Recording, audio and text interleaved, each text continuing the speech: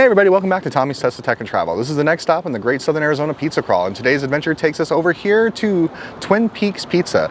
We haven't had this pizza in a number of years, so I can't remember exactly how I felt about it, but it is on the opposite side of the world from where we currently live, so we don't make it out here that often. So Charlie and I decided to make a trek to the other side of the world to try out their fine pizza. Come on. Upon first walking in, the first thing I noticed is the rustic feel to the entire establishment. I love it because it makes it feel like a down-to-earth community pizzeria, which is exactly what it is in the Continental Ranch community here in Arizona. I was a little concerned by looking at the menu that there was just way too many items. When you have this many items on your menu, there's really little chance you're going to do all of them really well.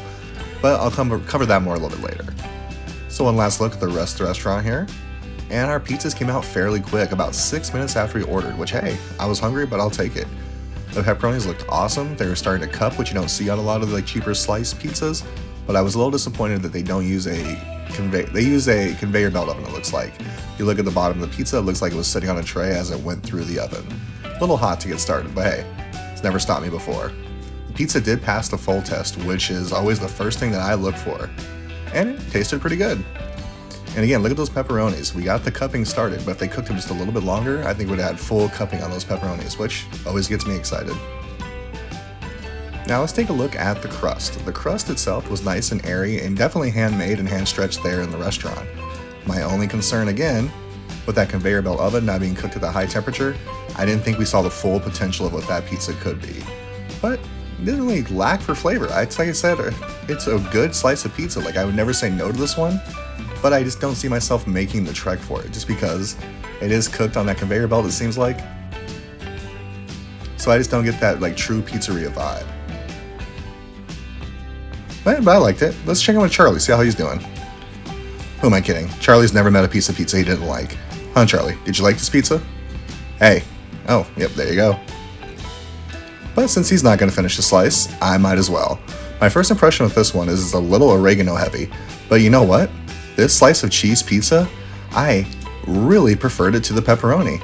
I actually wish I kind of just got the regular cheese slice. In fact, that might be my favorite cheese slice in all of Tucson. Earlier I noticed that there was no real grease in the pizza, even though the pepperonis were cupping, but I was wrong. That grease really set in later, not so much the cheese, just with the pepperoni. But back to me. Charlie and I just finished up here at Twin Peaks Pizzeria, and I have to say, the food was good. I enjoyed the pizza. It's a good quality slice. My pros and cons. My pro is you get a lot of pizza. It is $7. But the con is, for that same price, I'd rather go to a upper crust or a no anchovies. Just better quality toppings overall. I do have to say, I believe the pizza, not so much mine, but Charlie's pizza was a little oregano heavy. That being said, it was definitely done in a conveyor belt oven. It had the little markings on bottom showing that it was on a tray, like to transfer over or go through the conveyor belt. I could be wrong, but that's just the impression I got since it wasn't charred on the bottom or cooked all the way. It didn't have any of the good browning on it that you like to see with pizzas. But the flavor was there. It was actually a really good tasting pizza. To me, it was that's gonna sound like it's an insult, but I swear it's not. So this is not meant to be insulting. It tasted like a really high quality slice you would get at like a bowling alley, for example. But that sounds like I'm insulting. It's not. Actually, some of my favorite pizza I ever had was either at bowling alleys or convenience stores, depending on where we were traveling. Charlie, did you like your pizza? Yeah. Would you eat it again? No. See? True. From the mouth of babes. On a scale of 10, I'd probably give the pizza a 6. Like, I would definitely have it again. I'll definitely come here again, but it's not something I'm gonna make the trek over to the other side of Tucson for again. If I happen to be over here, yeah, sure, why not? And one of the things I'm afraid of is their menu is really like sprawling. So they do a lot of things. And if you have a lot of things on your menu, usually you don't do any of them particularly well. So I always recommend, like, especially pizza places, stick to a style. Like, they're thin. It was probably the best size thin crust I've had for many of the pizzas, New York style.